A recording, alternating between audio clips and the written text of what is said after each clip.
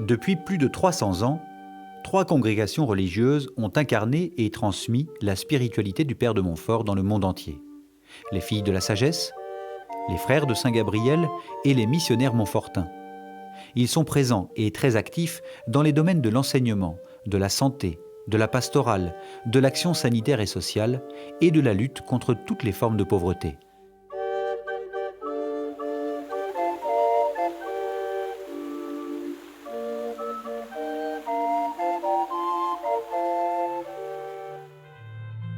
La spiritualité montfortaine attire toujours à elle, y compris chez les jeunes, un nombre important de laïcs. Certains s'engagent dans les pèlerinages, comme les hospitaliers auprès des malades. D'autres, comme les Amis de la Sagesse, mettent le Christ au centre de leur vie. D'autres, enfin, animent les réseaux scolaires des Filles de la Sagesse et des Frères de Saint-Gabriel. Je m'appuie un petit peu sur Montfort en lui disant voilà, il faut absolument avoir ce regard positif sur les jeunes. C'est ce qui leur manque le plus. C'est qu'on leur fasse confiance et qu'on ait un regard bienveillant sur eux. Mais le fait qu'on se relie finalement à une personne, à une figure, moi effectivement c'est source d'aide pour moi, dans la mesure où je me dis voilà, je ne suis pas tout seul. C'est possible de faire des choses. Alors dans mon activité, c'est vrai que ça m'aide. Ça m'aide parce que justement, je me dis, dans quel établissement est-ce que je travaille? C'est quoi l'esprit? Ça vient d'où? Je ne suis pas tout seul, il y en a eu avant moi. Il y a eu toute la chaîne aussi des frères et des autres laïcs qui ont travaillé. Les foyers de charité sont ouverts à tout le monde et c'est la mise en valeur de notre responsabilité de baptiser. Grignon de Montfort aussi mettait en valeur le baptême et à la fin des retraites, les retraitants dans les foyers de charité disent cette consécration à Jésus par Marie pour renouveler les vœux de leur baptême et être ensuite davantage engagés là où ils sont dans l'Église et dans le monde. Le Père de Montfort a également laissé une empreinte très forte par ses ouvrages, ses lettres, ses cantiques, qui sont autant d'exhortations à découvrir Dieu par l'intercession de Marie. Son traité de la vraie dévotion à Marie est ainsi devenu une référence incontournable.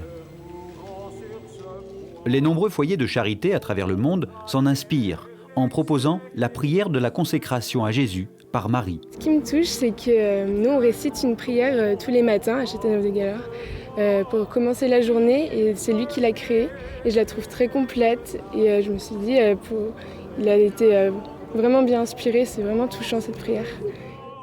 Dans L'amour de la sagesse éternelle, il montre comment l'acquisition de la sagesse est le but ultime pour vivre le baptême. Pour obtenir la sagesse, le Père de Montfort nous donne 4 moyens. Le premier moyen est le désir. C'est cultiver son désir et développer le meilleur de soi-même. C'est vrai que j'aimerais bien travailler dans le domaine médical. Ça m'intéresserait beaucoup. Après, je penserais aussi faire quelques dons si j'en ai les moyens, mais c'est vrai que j'aimerais bien toujours essayer d'un peu les aider, les personnes les plus démunies pour les aider un petit peu. Le second moyen, c'est le renoncement à soi. C'est faire des choix difficiles pour s'améliorer comme un sportif s'entraînerait pour une compétition. C'est aussi refuser la vie facile en cédant à toutes ses envies, ce que le Père de Montfort appelait les fausses sagesses. Le troisième moyen est la prière continuelle ou l'intériorité. À l'exemple du Père de Montfort qui se retirait dans la grotte de Mervan pour prier, il nous invite à faire le silence et la paix en soi afin de faire le point sur sa vie à travers la prière. Le dernier moyen est la dévotion à Marie. C'est se tourner vers elle. Parler à la Vierge Marie comme à une mère, c'est surtout suivre son exemple comme modèle de vie. Sainte Marie, elle nous guide sur un point précis qui est qu'elle est la disciple par excellence. Donc elle est la plus proche du Christ. Elle a vécu quelque chose auprès du Christ que nul autre homme ne pourra jamais vivre. Il suffit de suivre l'exemple de Marie qui, jour après jour, méditait dans son cœur ce qu'elle voyait, c'est-à-dire le Christ. Nous, on peut vivre la même chose. On peut vivre la même chose jusqu'en la suivant.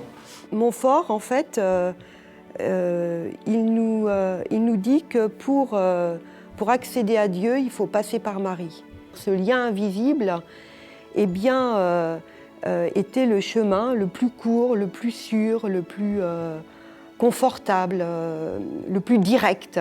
Et que Marie, elle était là intermédiaire entre le ciel et la terre, enfin voilà. Les 4 moyens peuvent nous aider aujourd'hui à vivre, à mener un style de vie suivant, conforme à l'Évangile. Laisse-toi guider par le Seigneur, fais-lui confiance, sois à l'écoute de ses signes. Regarde, relis ta vie, ne vis pas toujours à fond la caisse, hein, mais prends le temps de te poser, prends le temps de relire ton existence. Ne baisse pas les bras, Dieu est là qui te guide et il se sert souvent de ces médiations, de ces personnes qui peut-être dont tu ne pourrais pas soupçonner la pertinence et la force de leur présence pour ta route, mais Dieu est là qui te guide et il ne t'abandonnera jamais.